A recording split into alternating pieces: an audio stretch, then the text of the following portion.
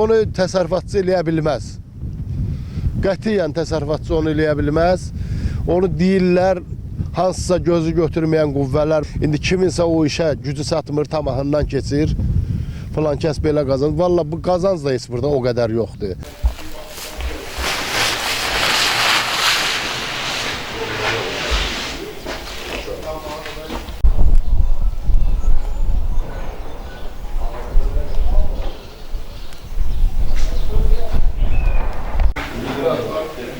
Arpa bir qardır aldım. Şöyle yerler açtırıp çəkilirim.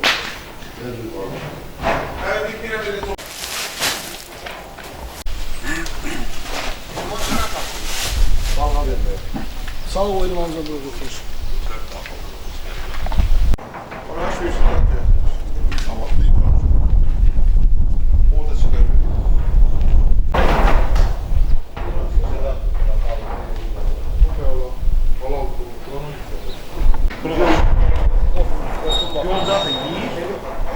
Yolca balık belə o əsas yolca yiyir. Hədə qamış belə o süpürgə kimi sahədə bir saat qalır. Nədir olar?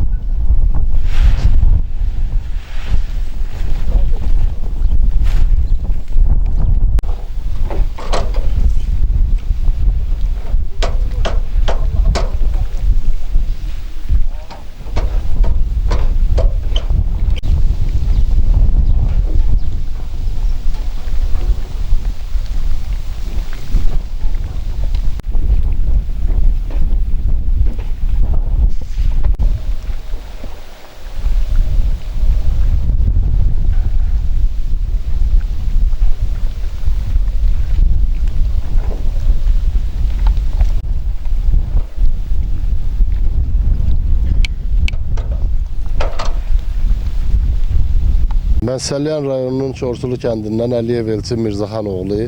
28 ildir bu təsərrüfatda çalışıram. Quruculuğunu da özüm qurmuşam, heyvandarlığın, balıqçılığın inkişafı. 60 hektarlıq sahədə çalışırıq. Balığı da lazımın qədər yetişdiririk. Müəyyən pratikalardan da keçmişik. Vaxtında yemin, hər hektara 1000 ədəd balıq vururuq.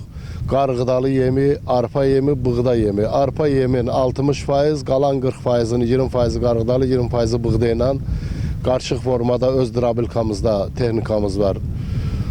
Çəkirik, yemi üydürük, veririk balıqlara.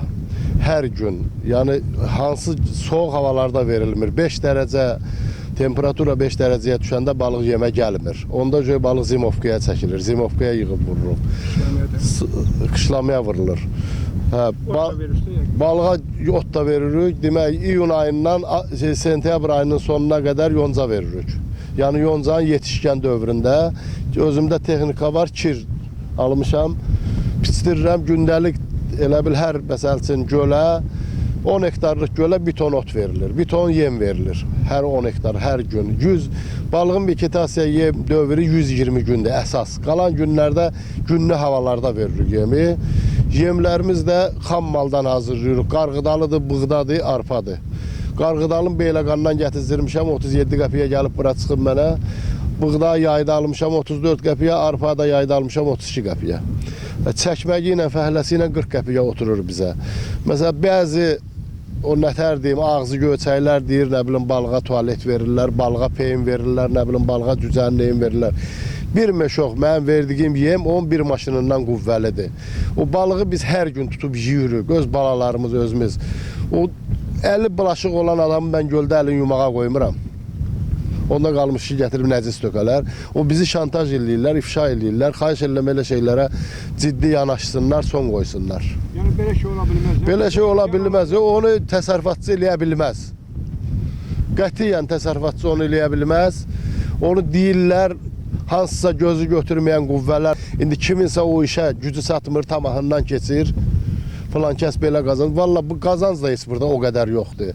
Hər şey elə bil ki, müəyyən qədər qazancı var da. Suyun da vaxtında dəyişirik. Balığın suyun hər həftə dəyişməsin, o balıq yaşamaz.